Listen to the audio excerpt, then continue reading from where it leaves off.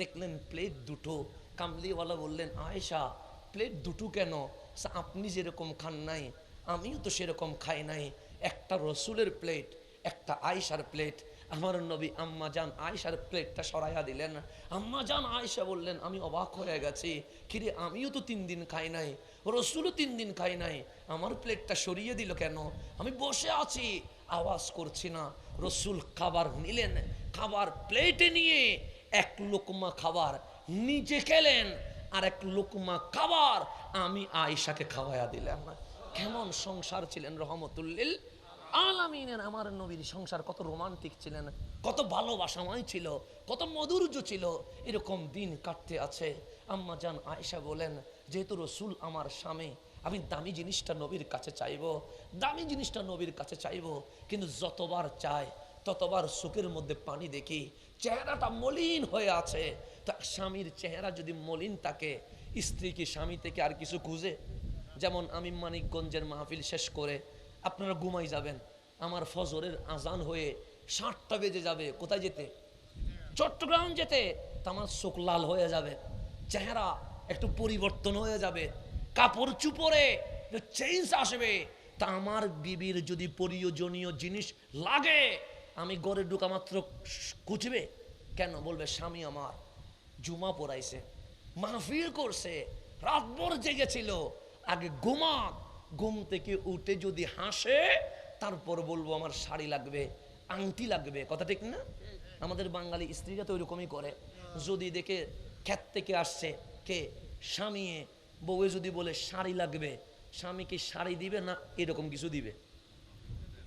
এরকম কিছু দিবে, কারণ বাঙালি আবার বউ মারতে ওস্তাদ বেশি। কথা ঠিক না? সব রাগ কার উপরে? বউ। রিক্সার উপর রিক্সাওয়ালার সাথে ঝগড়া করে আজ বউ পিটায়, এই অভ্যাস আছে না নাই? বউ পিটানোর জিনিস না, বউ পিটানোর জিনিস না, এগুলো মনে রাখবেন, বউ পিটানোর জিনিস নয়। আমরা বউ পিটাই, তো বাঙালিদের অভ্যাস। তো আমরা পরিশ্রম করলে আমাদের স্ত্রীরা বলে স্বামী আমার রেস্ট নিক, এরপরে সুন্দর হাসি দিলে, কথা সুন্দর করে বললে তারপর কি করব? চায়া নেব। তা আম্মা জান আয়েশা বলে, সকালে যায় নবীর কাছে, রসুলের চেহারা মলিন, দুপুরে যায় চেহারা মলিন, বিকেলে যায় চেহারা মলিন, রাত্রে যায় চেহারা মলিন। একদিন চলে গেছে খুঁজতে পারি নাই, 1 সপ্তাহ চলে গেছে খুঁজতে পারি নাই, 1 মাস চলে গেছে খুঁজতে পারি নাই, 1 বছর চলে গেছে খুঁজতে পারি নাই, এরকম 2-3 বছর চলে গেছে। আমার চাওয়ার জিনিস আমি চাইতে পারি নাই, আমার দিন চলে যাচ্ছে আর আমি আফসোসে আছি। নবী আমার হাসবে কখন? নবী আমার হাসবে কখন? একদিন ফজরের আজান দিয়ে দিয়েছে, রহমতুল্লিল আলামিন মসজিদে চলে গেছে, আমি ঘরের মধ্যে ফজরের নামাজ আদায় করে কোরআন তেলাওয়াত করছিলাম। হঠাৎ আমার ঘরে দরজার শব্দ টাক টাক করছে। আমি বললাম কে? আমার রসুল বললেন আয়েশা, আমি নবী চলে এসেছি। তো দরজা খুলতে দেরি, দেখলাম আজ চোখে পানি নাই, চেহারা মলিন নয়, এমন কিলকিল করে হাসছে, নবীর হাসির নূরে আমার ঘর আলোকিত হয়ে গেছে। এরকম হাসি আমি আর কখনো দেখি নাই। চমৎকার হাসছে রহমতুল্লিল। আমি আর দেরি করি নাই, রসুলে পাকের হাত মুবারক ধরে রসুলকে ভেতরে ঢুকায়া বিছানায় বসায়া দরজা বন্ধ করে বললাম, নবী গো তাইয়াবুন নফস, আজকে ফুরফুরে মেজাজ, চেহারা কত সুন্দর, হাসি আমি জীবনে কখনো দেখি নাই। আমার রসুল বলেন সত্যি সত্যি ইয়াউমুল ফারহি ওয়াস সুরুর, আজকে তো আমি নবীর ঈদের দিন হয়ে গেছে, আজকে আমি নবীর আনন্দের। তা আম্মা জান আয়েশা বললেন পরে জিজ্ঞেস করবো, কারণ আমার কখন না কখন আবার মুড কি হয়ে যায়, খারাপ হয়ে যায়। আনন্দ যেহেতু আছে এই মুহূর্তে কাজ কি করে ফেলি, সেরে ফেলি। রসুলের হাত মুবারক ধরে বললেন, নবী গো আমি আয়েশা। আমার নবী বললেন চিনিত। নবী গো আমি আপনার বিবি। আমার রসুল বললেন চিনিত। আমি আপনার হুমায়রা। হ্যাঁ এটা আমার হুমায়রা। আমি নবী সবচেয়ে বেশি আমার আয়েশাকে ভালোবাসি। আমার রসুল বললেন আয়েশা কিছু বলবে মনে হয়। আম্মা জান আয়েশা বললেন, নবী গো যেদিন বিয়ে হয়েছে সেদিন থেকে আজকে পর্যন্ত সকালে বিকেলে রাত্রে ডেলি আপনার কাছে গিয়েছি একটা জিনিস চাইবো বলে, কিন্তু যতবার আপনার চেহারার দিকে তাকিয়েছি চোখের মধ্যে পানি, চেহারাটা মলিন দেখেছি, কুঁচতে গিয়ে আর কুঁচতে পারি নাই। কিন্তু আজ যখন চেহারা কিলকিল করে হাসছে, আয়েশার মন বলছে আজকে চাওয়ার সুযোগ চলে এসেছে। আমার রাসূল বলেন, আয়েশা আরে একটা কেন, আজকে আনলিমিটেড প্যাকেজ, কোনো শর্ত নাই। আয়েশা চাইতে থাকবে, আমি নবী দিতে থাকবো। আয়েশা চাও, আয়েশা কি করো, চাও তোমার যত ইচ্ছা। তা আমাদের বিবিরা চাইলে কি চাইবে? শাড়ি চাইবে, ড্রেস চাইবে, আংটি চাইবে, চেইন চাইবে, গোল্ড চাইবে, ডায়মন্ড চাইবে, গাড়ি চাইবে, বাড়ি চাইবে, আর না হইলে সাজানোর জন্য কিছু সামগ্রী চাইবে। এর চেয়ে বেশি কিছু চায়? শপিং করার জন্য টাকা চাইবে, এর চেয়ে বেশি কিছু চায়? মেয়েদের চাইবা এত বেশি নাই তো। বলবে একটু শপিং করার জন্য কি দেন, টাকা দেন। না হইলে বলবে একটা শাড়ি কিনে আনেন, না হইলে বলবে 3 পিস কিনে আনেন। এইভাবে বলবে। এর চেয়ে বেশি চাওয়া আমি আমার মা থেকেও দেখি নাই, আমি আমার বোন থেকেও দেখি নাই, আমি আমার বউ থেকেও দেখি নাই। এতটুকুই তো চায়। তা আল্লাহ রাসূল বলেন, আয়েশা আনলিমিটেড প্যাকেজ, চাইতে থাকবা, আমি নবী দিতে থাকবো, চাইতে থাকবা, আমি নবী দিতে থাকবো। আম্মা জান আয়েশা বললেন, নবী গো, স্বর্ণের আংটি আমার লাগবে না, চেন লাগবে না, ডায়মন্ড লাগবে না, শাড়ি লাগবে না, বুরকা লাগবে না, 3 পিস লাগবে না, গাড়ি লাগবে না, বাড়ি লাগবে না, টাকা লাগবে না, সাজানোর জন্য কোনো ক্রিম লাগবে না। আমার রাসূল বলেন, আয়েশা মেয়েরা চাইলে আর কি চাইবে? ড্রেস চাইবে, সাজানোর জিনিস চাইবে, গাড়ি চাইবে, বাড়ি চাইবে, এগুলো তোমার লাগবে না। তো লাগবে কি? আমার নবীর 2 হাত ধরে বলছেন, নবী গো, এটা তো নবুয়তের হাত, এই 2টা হাত দিয়ে আমি আয়েশার জন্য একটু দোয়া করি। মসনদে আহমদের হাদিস। আমার রাসূলকে বলছেন, উদউ লি আয়েশা, নবী গো আমাকে টাকা দিয়েন না, গাড়ি দিয়েন না, বাড়ি দিয়েন না, উদউ লি আয়েশা, একটু আয়েশার জন্য দোয়া করে দেন। আমার রাসূল বললেন, আয়েশা কত ঈদ চলে গেছে, কত ঈদ চলে গেছে, আমি তোমাকে নতুন ড্রেস দিতে পারি নাই, জীবনে তুমি অবজেকশন করো নাই। বছর চলে গেছে, আমি একটা স্বর্ণের চেন দিতে পারি নাই, জীবনে তুমি আওয়াজ করো নাই। মাস চলে গেছে, আমি তোমার খাবার দিতে পারি নাই, জীবনে তুমি কাউরে বোঝাও নাই, আজকে শুধু দোয়া চাচ্ছ। হ্যাঁ, উদউ লি আয়েশা, নবুয়তের 2টা হাত দিয়ে তো দোয়া করে দেন। আমার নবী যাই নামাজ বিছালেন, 2 রাকাত নামাজ পড়লেন, নামাজ পড়ে বসে গেলেন, 2টা হাত আসমানের দিকে তুলে দিয়েছে। আম্মা জান আয়েশা বলে, আমি নবীর সামনে দাঁড়িয়ে আছি, দেখি আমার রাসূল কি বলে।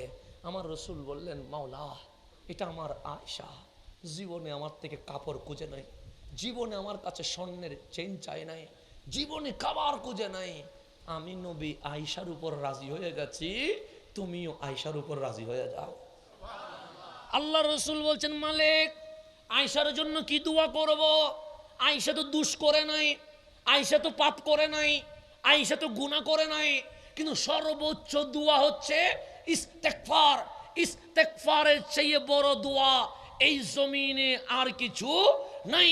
তা আল্লাহর হাবিব বলছেন, আল্লাহুম্মা ইগফির লি আয়েশা, মালিক আয়েশার কোনো ভুল নাই, আয়েশার কোনো দোষ নাই, আয়েশা মাসুমা, এরপরেও নবুয়তের হাত দিয়ে দোয়া করছি, আমার আয়েশাকে তুমি মাফ করে দাও। আম্মা জান আয়েশা এতটুকু দোয়া শুনে ছিলেন দাঁড়ানো, হাসতে হাসতে জমিনে পড়ে গেছে, জমিনে গড়াইয়া গড়াইয়া নবীর কুলে চলে আসছে, কিলকিল করে হাসতেছে। আমার নবী বললেন, আয়েশা খুশি? আয়েশা বললেন, নবীরে আজ আমার ঈদের দিন। কেন? সে নূরানি নবুয়তের 2 হাত আয়েশার জন্য উঠে গেছে। কত সুন্দর দোয়া, আল্লাহুম্মা ইগফির লি আয়েশা, নবীরে আমার তাকদীর আজ পরিবর্তন হয়ে গেছে, আমার ভাগ্য আজ খুলে গেছে, কারণ রহমতের নবী আমার জন্য দোয়া করে দিয়েছে। এতটুকু বলতে দেরি যাই নামাজে আমার নবী কান্নাকাটি শুরু করে দিয়েছে। আম্মা জান আয়েশা বললেন, নবী গো আমি খুশি হলাম, আপনিও তো খুশি হবেন, কাঁদছেন কেন? আমার রাসূল বললেন, আয়েশা তোমার জন্য দোয়া করলাম কয়বার? সে একবার। সে আয়েশা ঠিক যেই দোয়াটা তোমার জন্য একবার করেছি, আল্লাহুম্মা ইগফির লি আয়েশা, ঠিক একই দোয়া আমি নবী প্রত্যেক নামাজ শেষ করে আমার উম্মতের জন্য করে থাকি। আম্মা জান আয়েশার জন্য দোয়া করছে কয়বার? আর আমার নবী বলছেন প্রত্যেক নামাজ শেষ করে আমি নবী বলি আল্লাহুম্মা ইগফিরলি উম্মতি, আল্লাহুম্মা ইগফিরলি উম্মতি। মালিক আমার উম্মতের গুনাহ মাফ করে দাও, আমার উম্মতের গুনাহ মাফ করে দাও। আম্মা জান আয়েশা একবার দোয়া পায়া দাঁড়ানো থেকে হাসতে হাসতে জমিনে পড়ে গেছে, জমিন থেকে গড়ায়া গড়ায়া নবীর কোলে চলে এসেছে। আর আমাদের জন্য আমার নবী ফজরেও দোয়া করেছেন, জোহরেও দোয়া করেছেন, আসরেও দোয়া করেছেন, মাগরিবে দোয়া করেছেন, এশাই দোয়া করেছেন, তাহাজ্জুদে দোয়া করেছেন, নফলে দোয়া করেছেন। যেই উম্মত ডেলি প্রত্যেক নামাজের পর আমার নবী আল্লাহুম্মা ইগফির লে উম্মতি বলে দোয়া করেছে, ওই নবীরে পায়া এই উম্মত মিলাদুন নবী করতে পারে না, মিলাদুন নবী করতে পারে না। একবার পায়া আম্মা জান আয়েশা বলে ঈদের দিন হয়ে গেছে আমার, আর আমরা 6 বার করে ডেলি পাইলাম। 63 বছরে একদিন নাই যে আমার নবী আমার জন্য দোয়া করে নাই। সময় যেহেতু সংক্ষিপ্ত, হুজুর অলরেডি এসে গেছে, আমি আমার আলোচনাকে আস্তে আস্তে করে এন্ডিং এর দিকে, মানে হুজুর এসে গেছে মানে হুজুর উপস্থিত আছে আর কি, মানে এখানে আসলে তো আমি ছাড়িয়ে দিব, জাস্ট বলছি হুজুর এসে গেছে মানে হুজুর আমার আগে আসছে, আমি হচ্ছি আগে, উনি হচ্ছে পরে, পরেরটা কোথায় চলে আসছে, আগে চলে এসে আমি আসছি পরে, ওনার পরে হুজুর এসে গেছে অলরেডি। তো আমি ওনাকে বেশিক্ষণ বসানোর এই অধিকার আমার নাই, সেই জন্য আমি আস্তে আস্তে করে আপনার দিকে নিয়ে যাচ্ছি। একটু গভীরভাবে খেয়াল করবেন, আমার বিষয় যেটা ছিল আমি সেটার দিকে নিয়ে যাচ্ছি। আমার রসুল বললেন আমি প্রত্যেক দিন বাদাস সালাহ নামাজের পর আমার উম্মতের জন্য দোয়া করি, আল্লাহুম্মা ইগফিরলি উম্মতি, আল্লাহুম্মা ইগফিরলি উম্মতি। এখন মসজিদে নববী হয়ে গেছে, বিশাল মসজিদে নববীর এরিয়া, মুসল্লির জায়গা দেওয়া যায় না। এখন মসজিদে কোবা হয়ে গেছে, এখন মসজিদে জিলকিবলাতাইন হয়ে গেছে, মদিনার অলিতে গলিতে এখন মসজিদ, আজান একামত হয়ে গেছে। ইয়ামান থেকে মানুষ আসে, সিরিয়া থেকে মানুষ আসে, মিশর থেকে মানুষ আসে, ফিলিস্তিন থেকে মানুষ আসে, দলে দলে মানুষ এখন ইসলামের ছায়া তলে আসতে শুরু করেছে। আল্লাহ বলেন ইজা জাআ নাসরুল্লাহি ওয়াল ফাত ওয়া রাআইতান নাসা ইয়াদখুলুনা, হাবিব আপনি দেখবেন দলে দলে মানুষ ইসলামের দিকে আসছে। এখন শুধু মুসলমান আর মুসলমান, মুসলমান আর মুসলমান। আল্লাহ বলে হাবিব আপনাকে মক্কায় পাথর মেরেছে, আপনাকে মক্কায় আপনাকে উপর নির্যাতন করেছে, আপনাকে মক্কায় পিঠের উপর উটের বুড়ি তুলে দিয়েছে, আপনাকে মক্কায় পাগল বলেছে, সর্বশেষ মক্কার জমিন থেকে আপনাকে বের করে দিয়েছে। আমি আল্লাহর ওয়াদা ইন্না ফাতাহনা লাকা ফাতাহাম মুবিনা, এই মক্কা আপনি নবীর হাতে বিজয় লাভ করাইয়া দিব। ঘোষণা কার? আল্লাহ বলছে আমি আপনার হাতে, ওমরের হাতে না, আবু বকরের হাতে না, উসমানের হাতে না, আলীর হাতে না, হুসাইনের হাতে না, যেই মক্কায় আপনাকে অপদস্থ করেছে, এই মক্কায় ইসলামের বিজয়ের পতাকা আমার হাবিব দিয়ে শুরু করব। এখন আনন্দের মুহূর্তে চলে এসেছে, লক্ষ লক্ষ মানুষ এখন নবীর সোহবতে চলে এসেছে। এখন আর দুঃখ নাই, এখন আর কেউ পাথর মারতে পারে না, এখন আর কেউ গালি দিতে পারে না, এখন আর কেউ হামলা করতে পারে না। ওই আনন্দের সময়ে দুপুরবেলা হঠাৎ আপনার নবী গড় থেকে বের হয়ে দিলেন দৌড়। সাহাবাই কারাম বলে কামলি ওরা তো দৌড়ে না, আজকে দৌড়লেন কেন? সাহাবাই কারাম নবীর পিছনে দৌড় দিলেন, দেখলেন আমার নবী দৌড়ায়া মসজিদে নববীতে প্রবেশ করেছে। মসজিদে নবী প্রবেশ করলে হয়তো যাই নামাজে দাঁড়ায়, না হলে মিম্বরে দাঁড়ায়। আজকে যাই নামাজেও দাঁড়ায় নাই, আজকে মিম্বরেও দাঁড়ায় নাই, মসজিদে নববীর মাঝখানে বসে গেছে। আমার রসুল বাচ্চার মতো কান্নাকাটি শুরু করেছে। সিদ্দিক আকবর বললেন কাঁদে না নবী গো, জান লাগলে জান দিব, মাল লাগলে মাল দিব, প্রাণ লাগলে প্রাণ দিব, ইজ্জত লাগলে ইজ্জত দিব। আমার নবীর কান্না বন্ধ হয় না। ফারুক আজম নামাজের মতো বসে গেছে, বললেন রাদিতু বিল্লাহি রাব্বা ওয়া বিল ইসলামে দীনা ওয়া বি মুহাম্মাদিন সাল্লাল্লাহু আলাইহি ওয়াসাল্লাম নবিয়্যা। নবী গো কাঁদে না, কাঁদে না, আমরা ইসলামকে দ্বীন পেয়ে, রবকে আল্লাহ পেয়ে, আপনাকে রসুল পেয়ে বড় খুশি হয়েছে। আমার নবীর চোখের পানি বন্ধ হয় না। আল্লাহ ডাক দিয়ে বললেন জিবরিল সিদরাতুল মুনতাহায় বসে বসে কি দেখো, হাবিব কাঁদছে, চোখের পানি যদি জমিনে পড়ে আমি আযাব দিয়ে দিব। জিবরিল দৌড়ায়া চলে এসেছেন, চোখের পানি মুছে দিচ্ছেন আর বলছেন, নবী গো, মক্কায় আপনাকে পাথর মেরেছে, আপনি কাঁদেন নাই। মক্কায় উটের বুড়ি পিঠে তুলে দিয়েছে, আপনি কাঁদেন নাই। মক্কায় আপনার পাগল বলছে, আপনি কাঁদেন নাই। মক্কায় আপনার ধাক্কা দিয়ে মদিনায় পাঠিয়ে দিয়েছে, আপনি কাঁদেন নাই। আজকে তো আনন্দের সময়, মসজিদে নববীতে মুসল্লির জায়গা হয় না, মসজিদে কোবায় মুসল্লির জায়গা হয় না, মসজিদে জিল কিবলাতাইনে মুসল্লির জায়গা হয় না। আজকে তো আনন্দের মুহূর্তে, কাঁদেন কেন? আমার নবী জিবরিলের গায়ে হাত দিয়ে বললেন, জিবরিল, সেদিন যদি কাঁদতাম মালিক আযাব দিয়ে উম্মত শেষ করে দিত। আমার উম্মতের উপর আযাব আমি নবী মানতে পারি না। আজ আনন্দ লাগছে, এই আনন্দের মুহূর্তে আমি কেন কাঁদছি জানো? হযরতে সৈয়দুনা জিবরিল বললেন, মা বাবার জন্য কাঁদছেন? আমার রসুল বললেন না। নিজের বংশধরের জন্য কাঁদছেন? আমার নবী বললেন হানা। সাহাবীর জন্য কাঁদছেন? আমার নবী বললেন না। তাহলে কিসের জন্য কাঁদছেন? আমার নবীর ঠোঁট বলছে উম্মতি উম্মতি উম্মতি, আমার উম্মতের জন্য কাঁদছি। জিবরিল আমিন আমার রসুলকে দেখে সিদরাতুল মুনতাহায় উঠে গেছে, ডাক দিয়ে বললেন, মালিক, তোমার নবী যদি নিজের জন্য কাঁদতো আমি সান্ত্বনা দিতে পারতাম, সাহাবীর জন্য কাঁদতো সান্ত্বনা দিতে পারতাম, আহলে বাইতের জন্য কাঁদতো সান্ত্বনা দিতে পারতাম। এই রসুল তো নিজের জন্য কাঁদে নাই, সাহাবীর জন্য কাঁদে নাই, তাবির জন্য কাঁদে নাই, আহলে বাইতের জন্য কাঁদে নাই। তা হাবিব কি বলছে? সাহাবীর ঠোঁট বলছে উম্মতি উম্মতি উম্মতি। আল্লাহ বলেন, জিবরিল তাড়াতাড়ি যাও, আমার নবীকে বলো কান্না যেন না করে, রসুল কাঁদলে আমি সইতে পারি না। আমার নবীরে বলো উম্মতের ব্যাপারে আমি আমার রসুলকে কোনো টেনশন দিব না। জিবরিল চলে এসেছেন, বললেন, নবী গো, হাসেন না, কাঁদিয়েন না। মালিক কি বলেছে জানেন? সে কি বলেছে? সে মালিক বলেছে উম্মতের ব্যাপারে আপনাকে টেনশন দিবে না। আমার নবীর কান্না আরো বেড়ে গেছে, ডাক দিয়ে বলেন, লা আল্লাহ লা আল্লাহ লা আল্লাহ। জিবরিল, খোদার কসম, এই কান্না বন্ধ হবে না, এই কান্না বন্ধ হবে না, এই কান্না বন্ধ হবে না। আল্লাহ ডাক দিলেন, হাবিব, কান্না বন্ধ করা লাগবেই লাগবে। ওয়ালা সৌফা ইউতিকা রব্বুকা ফাতারদা, এমন ভাবে ক্ষমা করব, এমন ভাবে মাফ করব, এমন ভাবে জান্নাত দিব উম্মতকে আমি আল্লাহ, আপনি নবীকে রাজি করে ফেলব। আমি বলি নাই, কোরআন বলছে, আমি বলি নাই, কোরআন বলছে ওয়ালা সৌফা ইউতিকা রব্বুকা ফাতারদা, এমন ভাবে দিব, এমন ভাবে দিব, এমন ভাবে দিব আপনি নবী খুশি হয়ে যাবেন। আপনি নামাজ পড়েন কাকে রাজি করার জন্য? মাহফিলে আসছেন কাকে রাজি করার জন্য? আসমান পিলার ছাড়া দাঁড়িয়ে আছে কাকে রাজি করার জন্য? জমিন পানির উপর দাঁড়িয়ে আছে কাকে রাজি করার জন্য? গাছ আজকে বাতাস দিচ্ছে কাকে রাজি করার জন্য? আল্লাহকে। সমস্ত মাখলুকাত বলছে, মালিক তুমি রাজি হয়ে যাও, মালিক তুমি রাজি হয়ে যাও।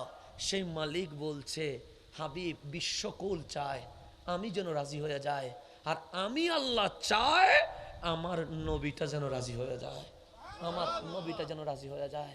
দেখেন আল্লাহ বলছে আমার নবী যেন রাজি হয়ে যায়। সেই জন্য আপনি নামাজ পড়েন কোন দিকে? কোন দিকে নামাজ পড়েন? পশ্চিম দিকে। পশ্চিম দিকে কি আছে? কাবা আছে। আমার দিকে নামাজ পড়লে হবে? আপনার দিকে নামাজ পড়লে হবে? কোন দিকে পড়বো? কাবা। কাবা কোন দিকে বসছে? মানে আমি যেদিকে বসছি এটা হচ্ছে কি কাবা, কথা ঠিক না? কাবা কি কেবলা ছিল? না। কোরআন উল্টান, দ্বিতীয় পারার প্রথম পৃষ্ঠা। কত পারা? দ্বিতীয় পারার প্রথম পৃষ্ঠা। কেবলা এদিকে ছিল না বন্ধু, কেবলা এদিকে ছিল। যদি বলেন হুজুর কেমনে কি? এদিকে কাবা আছে, এইদিকে ফিলিস্তিনের মসজিদে আকসা আছে। এটা ছিল কাবা, এটা ছিল কেবলা। আমার নবী এদিকে নামাজ পড়তেন। মদিনায় আসলেন, 17 মাস, 1 বছর 5 মাস এদিকে নামাজ পড়লেন। তো এদিকে যদি নামাজ পড়েন, মসজিদে আকসার সামনে হয়, খানায়ে কাবা পিছনে হয়, কথা ঠিক না? খানায়ে কাবা কি হয়? পিছনে হয়। 17 মাস পর, মানে 1 বছর 5 মাস পর আমার নবী দাওয়াতি কাজে বের হয়েছে। সাহাবায়ে কেরাম সাথে আমার রসুলের সাথে চলতে লাগলেন। হঠাৎ করে আমার নবী 3 কিলোমিটার দূরে চলে গেছে। তখন কি গাড়ি আছে? নাই। হেঁটে হেঁটে দাওয়াত দিচ্ছে। 3 কিলোমিটার যাওয়ার পর আসমানের দিকে তাকায়া দেখে জোহরের সময় হয়ে গেছে। আমার রসুল বললেন, বেলাল আল আন ওয়াক্তুজ জোহর, এখন তো জোহরের সময়। বেলাল বলেন, নবী গো, এখান থেকে আবার যদি মসজিদে নববীতে যায় আসরের নামাজের সময় হয়ে যাবে, এখন কি করব? আমার রসুল বললেন, বেলাল এখনো নবী চিনো নাই? সে নবী গো, আমি বুঝি নাই। আমার রসুল বললেন, আমি যেখানে দাঁড়িয়ে যাই সেটা মসজিদ হয়ে যায়। সেটা কি হয়ে যায়? মসজিদ। সেই জন্য এখানে নামাজ পড়লে নামাজ হবে কি হবে না? হবে। কেন? আমার নবী আসার আগে ইবাদত গড় নির্দিষ্ট ছিল। আল্লাহর রসুল জমিনে কদম রাখতে দেরি, আমার মালিক বলে হাবিবের কদমের সদকায় বিশ্বের পুরা জমিনকে আমি আল্লাহ মসজিদ বানিয়ে দিয়ে দিয়েছি।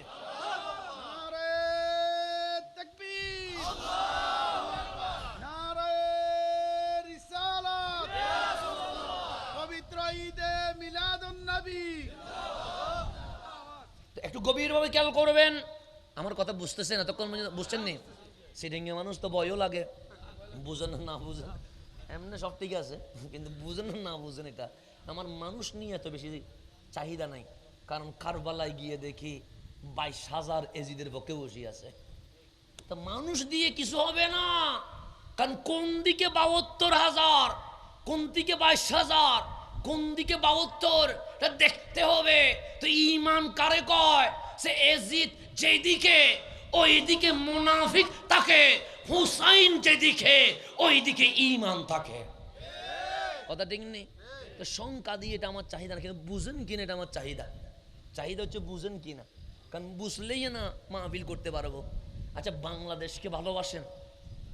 বাসেননি?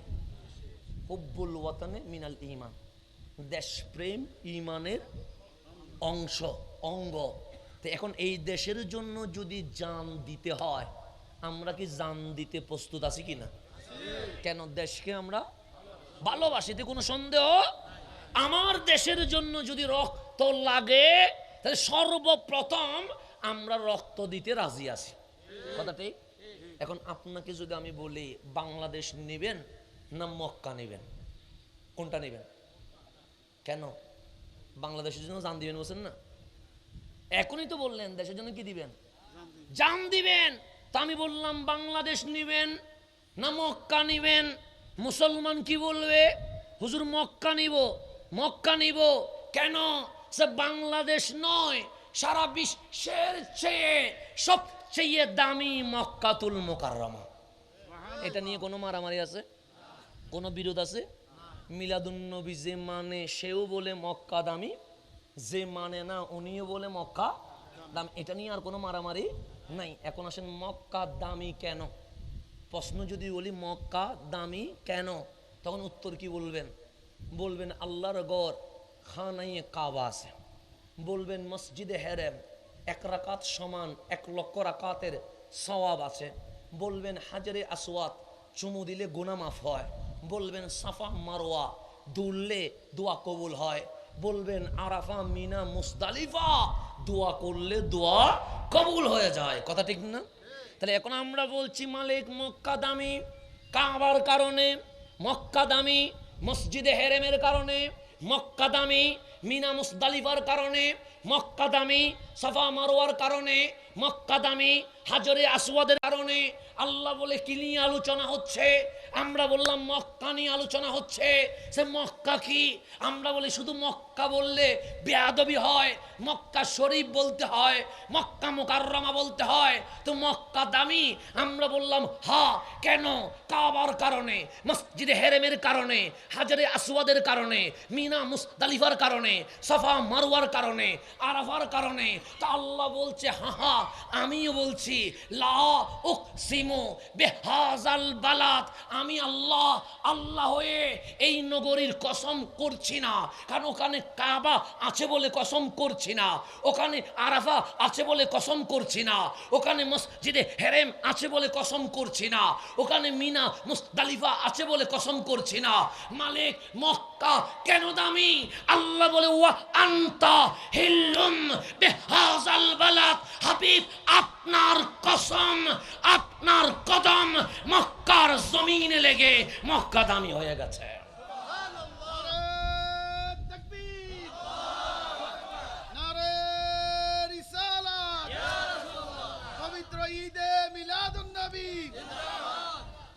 তাহলে আল্লাহ বলছেন ও আন্তা, আন্তা মানে আপনি, আপনি মানে রসুল, ও আন্তা আপনি নবীর কসম, হিল্লুম বেহাজাল বালাত, এই মক্কা নগরীতে আপনার পদচারণা, আপনার পা মাটিতে লাগার কারণে মক্কা কি হয়ে গেছে, দামি হয়ে গেছে, দামি হয়ে গেছে। তাহলে কাবা, কাবা হয়েছে নবীর কারণে, হাজরে আসওয়াদ, হাজরে আসওয়াদ হয়েছে নবীর কারণে, আরাফা, আরাফা হয়েছে নবীর কারণে। সেই জন্য কুল ওলামায়ে কারাম, সে যেই দলের হোক, সবাই একমত, বিশ্বের যত জমিন আছে মদিনার চেয়েও মক্কা দামি, মদিনার চেয়েও কি দামি? এটা আমার সাথে কথা বলবেন। নারে তাকবীর, নারে রিসালাত, নারে গাউসিয়া। আমার আলহামদুলিল্লাহ আজকের মাহফিলের সদরে জলসা, মেহমানে আলা, জিনার জন্য আমরা সবাই বলেন আমাদের আজকে প্রধান মেহমান জনাব শেখ সৈয়দ হাসান আজহারি, আমরা মূল্যবান আলোচনা শুনলাম। আমরা আজকের আলোচনা অত্যন্ত আনন্দিত এবং খুশি। ঈদে মিলাদুন নবী যেমন খুশি, ঈদ এখন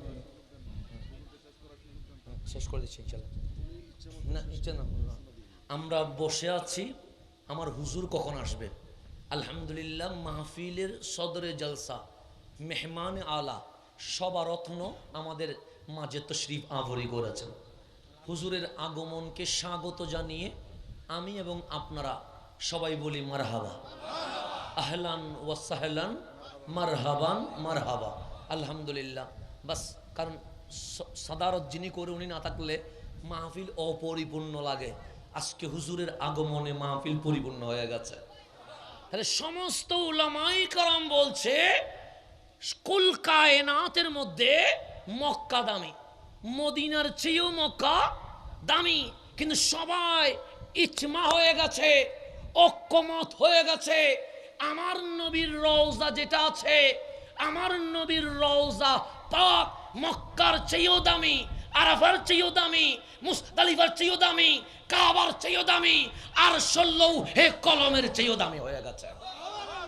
কারণ সমস্ত কুল দামি হয়েছে কার কারণে? রসুলের কারণে। এখানে কোনো অমুক দল অমুক দল নাই, সবাই একমত। আমার নবীর রওজা শুধু কাবার চেয়ে নয়, আর লৌহ কলমের চেয়েও কি দামি। তো যিনি আরাম করে ওই জায়গা যদি আরশোল লৌহে কলম কাবার চেয়ে দামি হয়ে যায়, ওই নবীটা কেমন দামি হবে? ওই নবীটা কেমন দামি হবে? আর সেই নবীটা আপনাকে মাফ করানোর জন্য সুখের পানি যখন ছেড়ে দিয়েছে, আল্লাহ বলছেন ওয়ালা সৌফা ইউতিকা রাব্বুকা ফাতারদা, হাবিব এমন ভাবে ক্ষমা করব, এমন ভাবে মাফ করব, আপনি নবী হাসি দিবেন, খুশি হয়ে যাবেন। আল্লাহর রসুল আসমানের দিকে চেহারা তুলে বলছেন, একজনও যদি জাহান্নামে থাকে আমি নবী খুশি হব না। আমার মালিক বলে যদি খুশি না হয়, ওই একজনটারেও তুলে আমি মালিক জান্নাতে পাঠাইয়া দিব। তাহলে যেই নবী আমার জন্য এত কিছু করলো, ওই নবী পায়া খুশি না বেজার? তো আল্লাহ ওই রসুলকে দিয়ে খুশি। আজকে এই বৃষ্টিময় পরিবেশে আমরা রহমানকে সাক্ষী করে বলছি, মালিক তুমি তোমার হাবিবকে দিয়ে খুশি হয়েছ, আমরা তোমার হাবিবকে পেয়ে খুশি হয়ে গেছে। এটাকে ঈদে মিলাদুন নবী বলে। এটাকে কি বলে? ঈদে। আল্লাহ তাবারক ওয়া তাআলা আমাদের সকলকে কবুল করুক, আমিন। আমি হুজুরের নিকট দোয়ার দরখাস্ত রেখে এখানেই বিদায় নিচ্ছি। আসসালামু আলাইকুম ওয়া রাহমাতুল্লাহি ওয়া বারাকাতুহু।